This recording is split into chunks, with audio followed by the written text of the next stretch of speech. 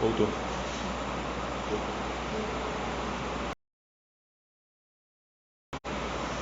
1 Coríntios, primeira carta aos Coríntios, capítulo 3, no versículo 9, diz assim a palavra do Senhor: pois nós somos cooperadores de Deus, vós sois lavoura de Deus e edifício de Deus. Como podemos definir exatamente a crise e o milagre? São duas coisas que muitas vezes estão totalmente fora do nosso controle. São duas situações em que nós não temos controle sobre ela. Você não escolhe exatamente você passar por uma crise, embora que muitas das nossas crises podem ser consequência exatamente de uma escolha errada em que nós fazemos. A crise na nossa vida, ela pode sim ser consequência. Capítulo 5, nós vemos exatamente a cura de Naamã.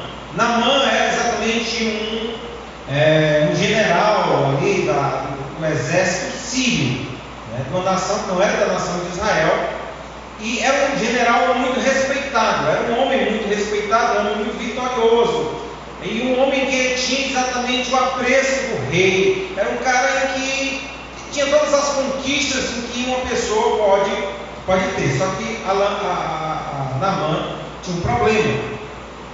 Apesar dele ser um homem bem sucedido, dele ser um guerreiro, dele ser um homem vitorioso, dele ser um homem em que tinha exatamente o apreço exatamente das autoridades, ele tinha o reconhecimento das pessoas. Naamã estava cometido de lepra. E lepra é exatamente uma situação em que as pessoas não tinham controle sobre ela. Como hoje, nos nossos dias, as pessoas não têm controle exatamente sobre o câncer. Você vê pessoas que são autoridades, há poucos dias atrás, há pouco tempo atrás, né, eu acho que era o governador, não, prefeito de São Paulo, né, eu acho que é aquele Bruno Covas, né, um cara novo, um cara em que, sabe, tinha de tudo ali, tinha o melhor da medicina ao seu favor ali, tinha os melhores hospitais, os melhores tratamentos, tudo. Um cara muito novo, um cara na posição de prefeito das maiores cidades aqui do Brasil, ou melhor, a maior cidade aqui do Brasil, e de repente, né, ele morre por uma enfermidade, por estar cometido de uma enfermidade. Então Naamã aqui também estava exatamente nessa situação. Estava exatamente passando por uma crise, por um problema na sua vida, em que ele não tinha controle exatamente sobre essa situação. Só que um dia ele vai lá, guerreia lá, e leva uma moça, uma criança lá, para a sua casa, lá de Israel. E lá aquela criança, aquela jovem, fica servindo a mulher de Naamã. E quando aquele jovem vê exatamente que estava um sofrimento ali na vida de Naamã, ele diz para a sua senhora: se ele fosse até o profeta lá em Israel, ele curaria ele da lepra. E Naamã, ele acredita exatamente naquela palavra daquela jovem. Logo porque, com certeza, ele já tinha tentado de tudo, ele já tinha visto todas as possibilidades, não tinha encontrado solução. Então, quando surgiu exatamente aquela palavra em que haveria uma solução exatamente para o seu problema, Naamã, ele dispõe ao rei, o rei manda carta lá para Israel, para o rei de Israel, rasga as suas vestes e tal, porque achando que era uma ocasião de guerra e tal. Só que o profeta Eliseu ouve falar sobre toda essa cena e manda exatamente Naamã ir lá na casa dele. E Naamã vai na casa dele. E o interessante é que quando Naamã vai na casa dele, ele manda o seu servo lá falar com Naamã e dizer para ele que ele desse 7 mergulhos lá no Rio Jordão. E quando Naamã ouve exatamente essa palavra, ele se fica indignado. Primeiro, porque o profeta não foi lá receber ele. Segundo, mandou um recado lá para o seu servo. Terceiro, ele tinha esquematizado na sua cabeça Diz o texto bíblico em que ele fala o seguinte: rapaz, era para ele ter vindo aqui, ter colocado as mãos sobre mim, feito uma oração, e ele já tinha tudo esquematizado o que o profeta deveria fazer, como Deus deveria agir na vida dele. E ele sai indignado ali, ele dá as costas e vai-se embora. Só que os seus servos chegam para Naamã e dizem o seguinte: Naamã, se o profeta tivesse mandado fazer uma coisa muito difícil, tu não ia fazer? Aí dá aquele estralo na mão, né? Isso é mesmo, né? Ele mandou fazer só dar sai perto do rio. E ele ficou indignado também porque o Rio Jordão, em comparação aos rios lá da sua localidade de Damasco, era muito inferior. Lá os rios eram muito, as águas cristalinas eram muito mais bonitas, o negócio era muito melhor lá. E mandou também lá aos mergulhos lá do Rio Jordão, que não eram essas coisas. O Rio Jordão não é essas coisas. A água não é como a água, não é cristalina. E Naamã fica muito indignado, mas Naamã, ele cai em si. Com aquele conselho que ele recebe, ele cai em si. Ele volta e vai lá dar os mergulhos, dar os 7 mergulhos. E acontece exatamente um milagre na vida de Naamã. A sua carne fica curada. Ele recebe a cura. O texto que nós acabamos de ler fala em que nós somos cooperadores com Deus. Nós cooperamos com Deus. A verdade bíblica para mim, para a sua vida, para a minha vida, para a nossa vida, é que Deus ele quer nos abençoar.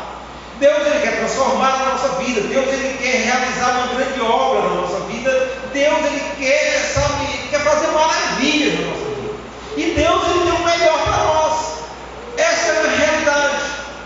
E você me pergunta, mas o que define exatamente você viver na crise, você viver no milagre? Define exatamente a decisão que você toma na sua vida. Se você decide cooperar com Deus na restauração, na transformação, na mudança, ou se você se entrega exatamente ao problema e à dificuldade. É uma decisão que cada um de nós tomamos na nossa vida. É bem verdade que o milagre não está exatamente porque eu quero que seja assim, uma decisão que eu tomo, que eu venha a tomar, exatamente querer aquilo ou não. Não, o milagre é uma ação concreta de Deus. Mas nós podemos ver algumas coisas que Deus trabalhou na vida de Naamã, em que Naamã, de certa forma, ele teve que cooperar exatamente no tratamento de Deus na sua vida. E muitas vezes nós não experimentamos milagre porque nós não deixamos ser tratados por Deus, não decidimos em direção ao tratamento de Deus. Nós viramos as costas para Deus. Naamã, primeiro, ele teve a humildade de escutar a palavra de uma serva, uma pessoa que estava servindo, era uma escrava lá na casa dele. Naamã escutou exatamente a palavra daquela menina. A palavra daquela menina. Ele crê exatamente que aquilo poderia acontecer ao ouvir. Ele se deixa ouvir exatamente aquele conselho. Mas Naamã também, ele não ficou na sua zona de conforto. Naamã, ele se dirige até a casa do profeta.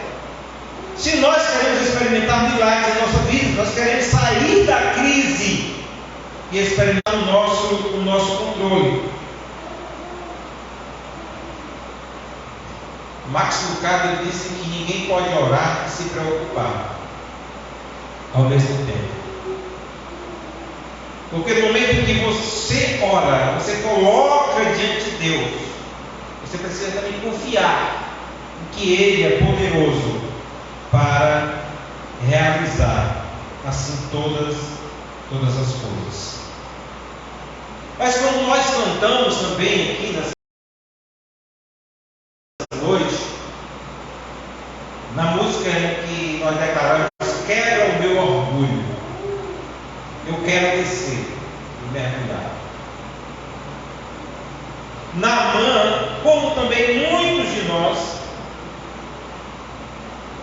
temos uma grande dificuldade exatamente na nossa caminhada cristã, exatamente com esse mal chamado orgulho. E o orgulho é exatamente o que muitas vezes nos afasta de experimentar o milagre de Deus em meio às dificuldades da vida. Se Naamã tivesse virado as costas naquele momento, tivesse prosseguido e voltado para a sua casa, ele não teria experimentado o milagre de Deus. Irmão, nós temos um grande problema em nós, é que queremos que Deus ele faça as coisas do nosso jeito, da nossa maneira. Nós queremos ditar para Deus como é que Ele deve fazer as coisas. Quando nós não ditamos através de palavras, nós ficamos indignados, porque Deus não fez exatamente como você estava pensando que Ele ia fazer. Porque Deus não realizou as coisas da maneira que você estava querendo que Ele realizasse. Porque Deus ele não executou o seu plano. Porque Deus não executou exatamente o seu sonho e o seu projeto. Naamã, quando ele chega lá diante do profeta, já chegou com todo o projeto pronto. Não, ele vai sair ao meu encontro, ele vai ungir a minha vida, vai pôr as mãos sobre mim, vai fazer uma oração, vai clamar a Deus e Deus vai me curar. O interessante é que nós, quando nós olhamos para as Escrituras Sagradas, nós olhamos para as curas que são realizadas na Bíblia Sagrada, cada um de um jeito. Deus, olha lá as curas que Deus curou cego. Um apenas dele pegou e disse uma vez e ele viu. Já com o outro lá, ele corta no chão, faz uma lama, esfrega no joelho do cabo, o cabo vai se lavar. Aí depois o cabo vem e assim, como é que você está vendo? Eu estou vendo tudo embaçado aqui, o negócio parece árvore, não sei o que mais lá e tal.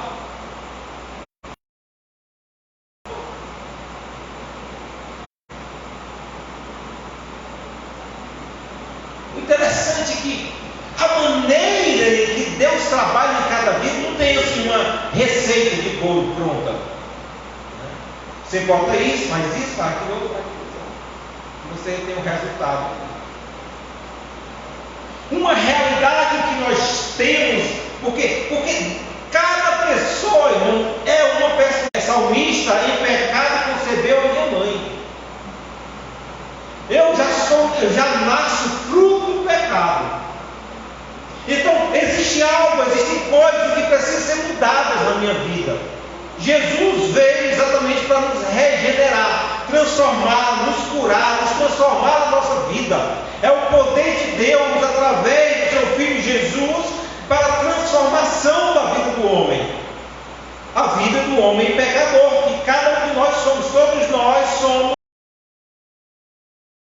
pobres, miseráveis, pecadores. Necessitamos da graça e do favor de Deus, porque todos os pecados destituídos estão da glória de Deus. E através da pessoa de Jesus nós somos reconciliados de novo com Deus. E Deus realiza através do seu Filho, através do poder do Espírito Santo, a transformação da nossa vida, do nosso caráter. Deus nos cura, Deus nos transforma completamente. Por isso Jesus diz, olha, se alguém quer vir após mim, negue-se a si mesmo, tome a sua cruz e siga. Só que nós temos esse grande problema. Lá em Tiago 4,6 ele diz que Deus ele se opõe aos orgulhosos, mas concede graças às pessoas em que são humildes. Deus chamou cada um de nós para que o seu poder opere em nós. Só que para que Deus realize o milagre na nossa vida, o milagre maior Deus quer realizar no nosso coração. Não adianta você ser curado do seu corpo e você ir para o inferno. Não adianta você exatamente gozar de perfeita saúde. Não adianta você gozar de perfeita prosperidade. Não adianta você gozar de maior prestígio diante dos homens e ir para o inferno. Não adianta você ser a pessoa mais bem-sucedida na sociedade e ir para o inferno. Porque a proposta que Deus tem para nós é de uma vida eterna. Jesus diz: eu vim para nos dar vida e vida abundante, vida eterna. Essa vida que nós passamos aqui, nós estamos sujeitos a isso em todo momento. A vida é uma caixa de surpresa. Quando as coisas começam a melhorar, um cara uma vez muito pessimista, que ele disse assim: rapaz, quando o negócio está certo para mim, a certo está errado. O cara estava na fila, eu me esqueci isso, né? O cara estava na fila com o dentista. Eu disse: não, só vai atender. Eu disse: isso aí, eu estou fora. Quando a coisa dá certo para mim, a certo está errado. O negócio só dá errado do meu lado, né? Não é bem assim não, mas a vida, a pessoa está em perfeita saúde, de repente recebe um diagnóstico, de repente recebe uma notícia, de repente derrama uma topada e quebra os dentes, tudinho. E você, como é que pode acontecer um negócio desse? Distração. Não vai fácil, né? Uma vez, andando de moto, eu olhei para de lado assim, quando eu vi para a rua, ele carro da polícia. Mas muita moleza esse negócio desse, eu vou ocupar, eu vou sair ocupando atenção. O que Deus quer é que obedeça, sua palavra. Porque não é do nosso jeito, não é da maneira que eu penso, é da maneira que Deus determina. Na mão obedece a palavra, e na mão experimenta o milagre de Deus. Irmão, se nós queremos a nossa vida, nós queremos que os nossos dias, o que define exatamente se os nossos dias é de crise ou se os nossos dias é de milagre, é quando nós nos submetemos a Deus. Porque quando nós submetemos a Deus, Deus opera milagres. E eu poderia citar aqui muitas pessoas. Eu poderia falar aqui de Paulo e Silas, lá na prisão, lá depois de apanhar, depois de estar lá, naquela situação difícil, estar louvando a Deus. E de repente vem um terremoto e muda totalmente a situação das coisas. Porque a ação de Deus, o que Deus ele está realizando, está muito além do que da nossa própria vida. Porque só olhamos para o nosso próprio umbigo, nós olhamos apenas para nós. Mas o que Deus ele quer fazer através de nós, não é só em nós, é também mudar a vida da realidade de outras pessoas que estão à nossa volta. Deus quer que nós sejamos cooperadores com Ele. Precisamos cooperar com Deus no processo de Deus de transformação, não somente na nossa vida, mas na vida de muitas outras pessoas que estão à nossa volta. Precisamos desenvolver uma fé diferenciada. Aonde nós estamos, no meio em que nós estamos. Se Cristo estiver em nossa casa, com certeza os nossos vizinhos vão perceber. Se Cristo está dentro da nossa casa, se Cristo está dentro da nossa vida, as pessoas que estão à nossa volta vão ser contagiadas através do poder que opera nas nossas vidas. Precisamos estar dispostos a negar-se a si mesmo. Precisamos estar dispostos a obedecer as ordens de Deus, se nós queremos experimentar os milagres de Deus na nossa vida. Amém? Eu já quero agradecer a todas as pessoas que estiveram conosco, né? Deus em Jesus abençoe a sua vida maravilhosamente. Quero orar nesse momento, querido Pai, em nome do teu Filho Jesus, eu te dou graças por esta oportunidade, pela tua palavra, pelo teu amor que tem sido assim maravilhoso para conosco. Muito obrigado pela tua proteção, muito obrigado pelo teu cuidado. Muito obrigado, Deus, pela tua misericórdia. Perdoa, Pai, os pecados. Ó Deus, concede salvação, concede restauração, concede a cura. No nome de Jesus, ó Deus, repreende todo o mal. Nos abençoe. Abençoa essa comunidade, ó Deus, abençoa, ó Deus, cada vida que reside aqui nesse lugar. E a tua igreja aqui nesse lugar para fazer a diferença na vida de muitas pessoas. É eu te agradeço em nome de Jesus. Amém. Deixar de agradecer, né, a todas as pessoas que estiveram conosco, né, que a graça e a paz do Senhor Jesus, né, seja na sua casa, na sua vida, e que você possa ter uma boa noite na presença do Senhor. Amém.